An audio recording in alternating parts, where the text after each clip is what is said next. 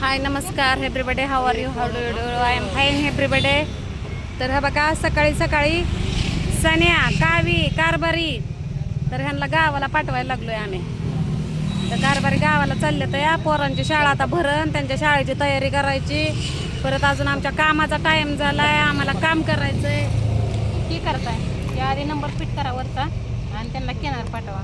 बरं, तर स्वातीचं कॅनर पाठवायला लागली आहे. कोणचा नंबर गेला की नाही ते फोन केला आहे आता मिस कॉल दिला केला. मिस कॉल दिलाय का? तिकडून आलाय का मिस कॉल? मी केला आता इकडं. तर बघा आता ही लेकरं आमची सगळी चाललेत या, कारभारी चाललेत या, भाऊजी चाललेत या. आता म्हणलं जावा तुम्ही, म्हणलं तुम्हाला कुठं राहायचंय तिकडे राहा म्हणलं. आम्ही तर आता म्हणलं इथनं जात नाही, मी तर जातच नाही. मला जाऊ बी वाटत नाही आणि जेव्हा बी जाईल ना तेव्हा काय जाईल तुम्हाला मी सांगितलंयच. आपल्या इच्छाच नाही भाळवणीला परत जायचे. तर स्वातीनं जबाबदारी दिली कावीवर. कावे लेकरं चांगली सांभाळ, काय रडू नको, रडू नका कारभारी, रडू नका, चांगलं राहावा, नीटनेट करा. बायको वनवासाला गेली म्हणायचं, बायको वनवासाला गेली म्हणायचं. हा कायमचं वनवासा नाही बिगर बायकोचं पण दिवस काढून बायके कसं काय असतंय कसं काय नाही. तर हो का लेकरांच्या बॅगी ही भरलेल्या आहेत त्या, हात काढ जरा. सांगितलंय की तुम्ही तसं म्हणता. आम्हाला किती उशीर होतोय, आम्हाला तर कामाला जायचं या. तर पिल्या तिकडे या, चांगलं राहा. काय काव्या हाणू नको त्याला.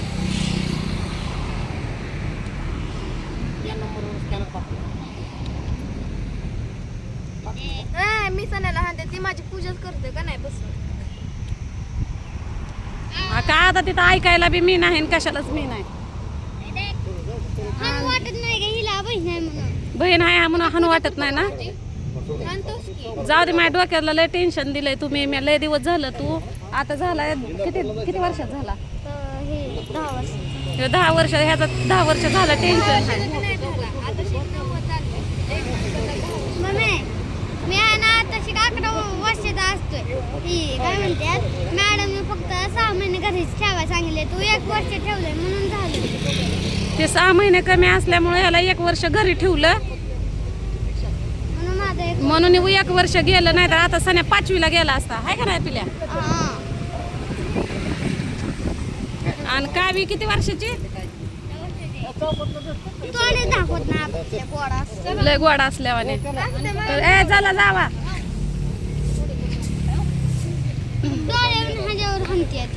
मग काय तर आता आम्ही काम करतो, कारभारी चालल्यात लेकरं घेऊन गावाला. चांगलं राहा. काय त्यांना दिली पिशवी ही भरून. जा मग फोन करा घरी गेल्यावर. हा चांगलं गुन्हा नीटनेटका जावा.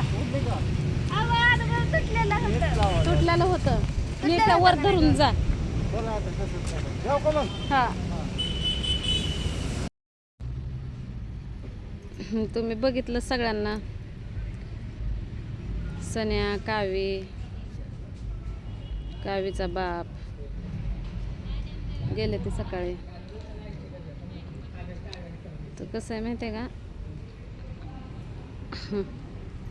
सकाळी व्हिडिओ पूर्ण करायला जमलंच नाही, कारण आम्ही कामासाठी निघालो घराच्या बाहेर आणि त्याच टायमिंगमध्ये अचानक ठरल्यामुळं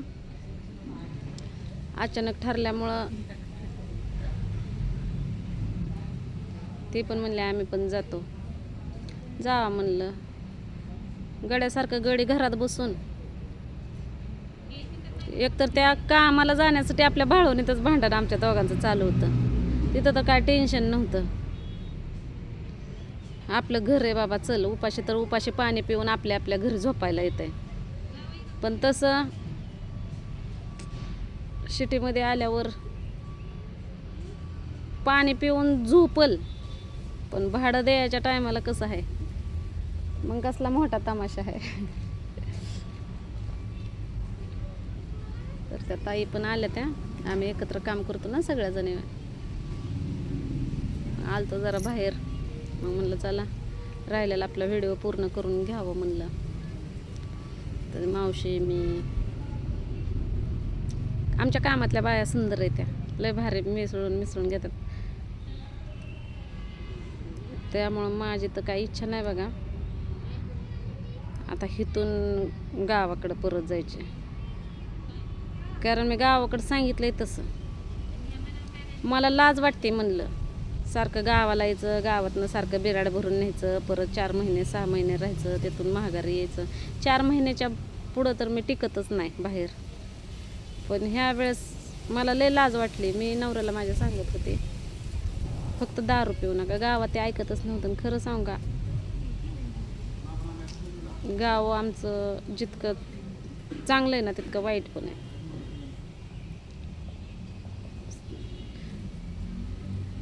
भले माणसाच्या घरात भाकर नका का नसना खायला, पण दारोड्याला दारू पाजणार.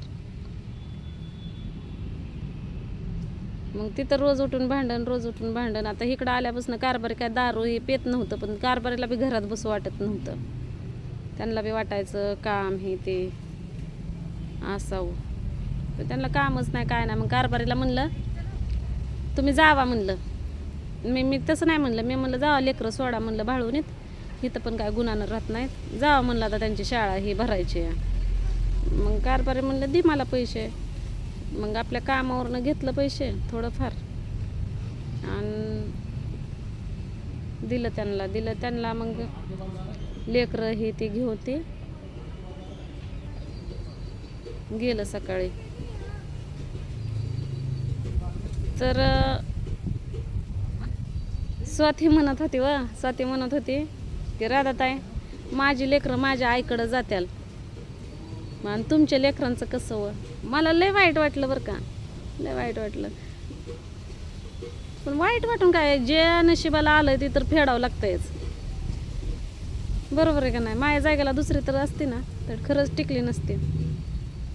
अहो जगाचं जाऊ द्या सोडा, ह्या सोशल मीडियावरच लोक मला किती बोलतात, तरी पण मी लाज नसल्यासारखं कुणाला काय बोलायचं ते बोला. हां राग आल्यावर तेवढं बोलते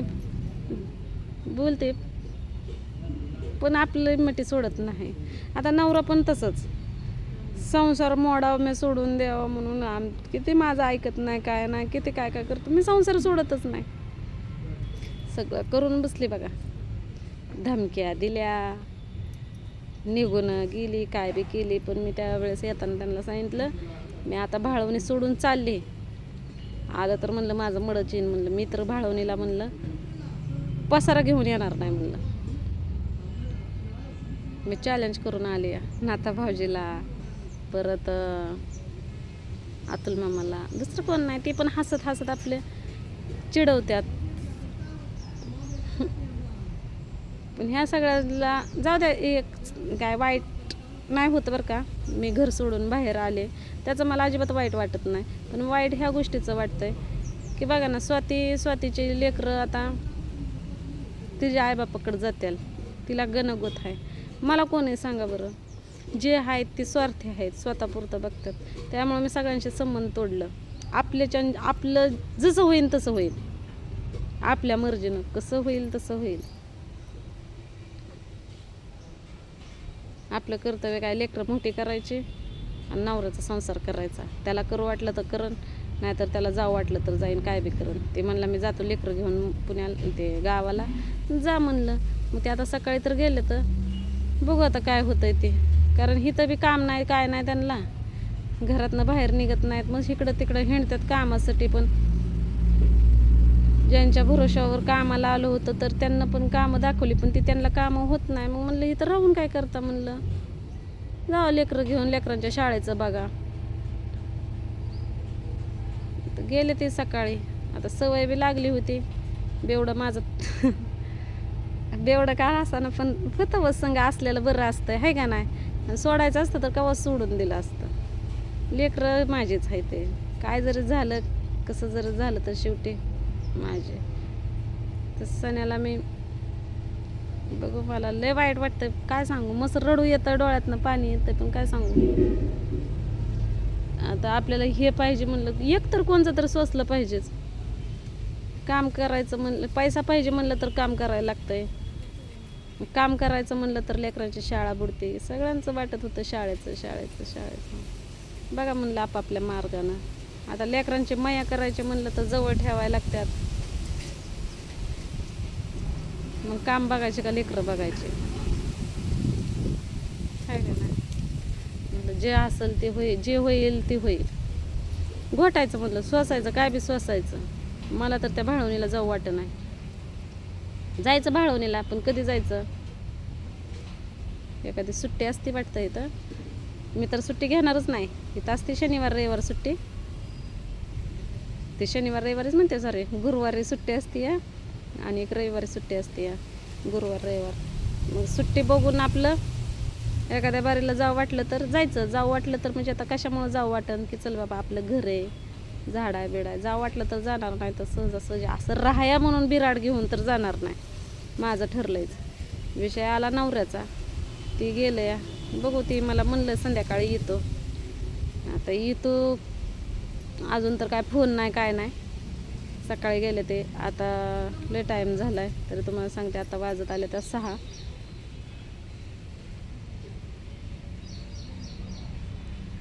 अजून तर काय फोन आला नाही.